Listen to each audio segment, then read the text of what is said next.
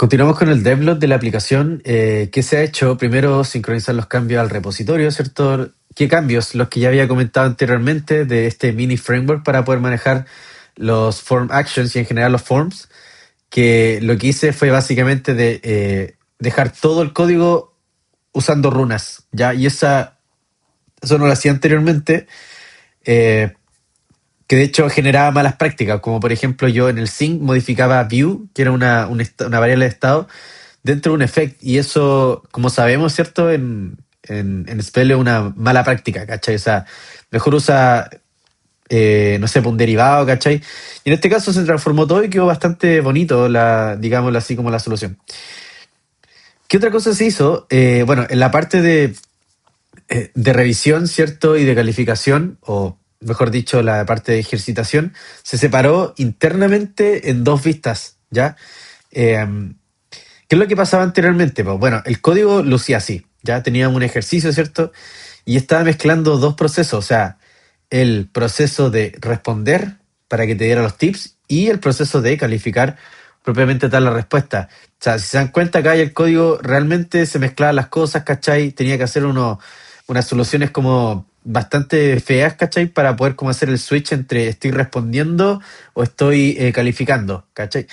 Entonces ahora lo que se ve es nada más ni nada menos que una vista que hace una sola cosa bien, que en este caso es eh, responder, ¿ya?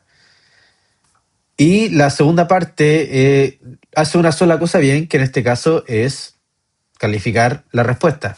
Mejor vamos a verlo con palabras. A ver, quiero aprender España. Ya, entonces vamos acá a generar esto, ¿cierto? Acá nos corrige.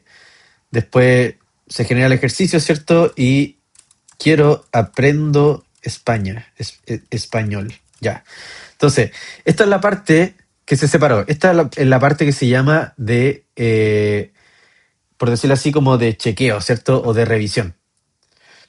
Y la segunda parte que viene es la parte de calificación, porque tú tienes que decirle al algoritmo, ok, esto fue fácil, difícil, más o menos, ¿cachai? Ya, pues y esto se separó internamente. Así, obviamente el código es mucho más fácil, al menos, digámoslo así, como yo como programador, separo las cosas, ¿cierto? No mezclo vistas, los form actions en sí quedan mucho más simples. Bueno, entre comillas simple, igual son más o menos grandecitos estos, ya, pero filo, lo importante es que funcionan, ¿ya? Pero para poder lograr esto, lo que se tuvo que hacer fue agregar una entidad nueva. ¿Por qué se tuvo que agregar una entidad nueva? A ver, resulta que cuando tú revisas un ejercicio, ¿cierto? Puede pasar que efectivamente tú, por ejemplo, no sé, cierres la pestaña, ¿cierto? O bien te vayas hacia atrás, o pase cualquier proceso que se caiga el internet. Pueden pasar muchas cosas, pero necesito alguna manera de saber que tú efectivamente ya calificaste, o sea, que ya revisaste ese ejercicio. Entonces, ante esa necesidad se genera exercise check. Ya esta tabla o entidad, ¿cierto? Tiene cosas muy simples. Primero tiene el ejercicio que tú ya chequeaste y tiene un payload. Ya. ¿Por qué el payload? El payload básicamente viene a ser, de acuerdo a cada ejercicio, cuál es la retroalimentación, ¿cierto? O sea, cómo se hace el proceso de verificación de una respuesta. En el caso de las tarjetas, ¿cierto? Tú tienes los tips y tienes answer, ¿ya? ¿Por qué incluye el answer acá? Porque primero no se guarda en otro lugar, ¿cierto? Dentro de la revisión propiamente tal. Y segundo, porque hago un diff. Ya, o sea, si se dan cuenta, cuando yo hacía el ejercicio, ¿cierto? Se mostraba rojo y verde, lo que era, lo que se quitó y lo que se añadió. Bueno, acá yo lo guardo, ¿cierto? Y aparte también lo tengo tipeado, utilizando un esquema SOT. Y tengo lo más importante que es rated at. Entonces, en el proceso de cuando tú estás revisando un ejercicio, ¿cierto? Y le das a enviar, en ese proceso, ¿cierto? Se genera una entidad, o sea, se genera un registro de exercise check y rated at queda null.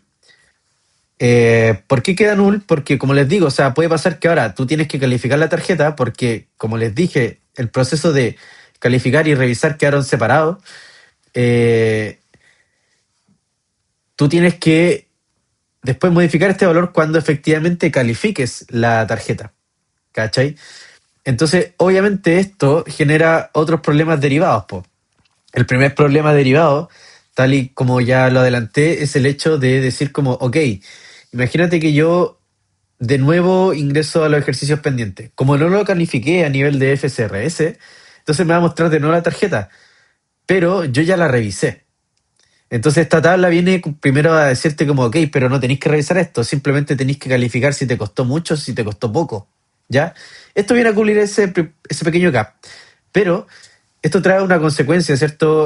O el desafío de decir como ya, pero ¿en qué momento te muestro el ejercicio propiamente tal? O sea, ¿en qué momento te digo, ok, ya, mira, tú revisaste esto, pero tenés que mostrarlo? Bueno, justamente eso se muestra en los ejercicios pendientes. Ya, o sea, cuando tú vayas a ejercitar, ¿cierto? Lo que va a hacer es inmediatamente mostrarte lo que sería la calificación. Tenéis que hacerlo sí o sí porque no tendría sentido que aplicaras dos veces o que revisaras dos veces el mismo ejercicio, ¿cierto? Entonces, eso es algo que hay que solucionarlo, que es algo simple, ¿cierto? Que tiene que ver con la parte de la recuperación del siguiente ejercicio, ¿cierto? Porque acá, por ejemplo, nosotros lo que hacemos es resolver el siguiente ejercicio pendiente, pero no nos fijamos si es que existe un registro acá en Exercise Check cuyo campo rated at es null, ¿ya? Porque cuando es null significa que no lo has calificado a nivel de FCRS, ¿ya? Entonces ese es el desafío que queda y ese es el gap que necesito cubrir la siguiente iteración, ¿ya? Eh, Ahora ustedes se preguntarán, bueno, ¿cuál es la ventaja, cierto, de poder tener un exercise check? Yo creo que la ventaja, ¿cierto?, es ya poder cerrar el ciclo de retroalimentación, que es una de las cosas que falta acá. Porque ahora yo voy a saber específicamente, ok, te equivocaste acá, revisaste esto, ¿cierto? Pero necesito medir el progreso a través del tiempo y con esta entidad yo efectivamente ya puedo saber como, ok, te equivocaste en esto, pasó esto, lo otro, ¿cachai? Y esto es una manera mucho más certera de tener como un feedback, ¿ya? Así que viene a cerrar un gap súper importante. Eh, y eso sería básicamente con respecto a los avances de la aplicación, ya está todo sincronizado a nivel de código. Eh, y eso. Así que finalizamos el devlog.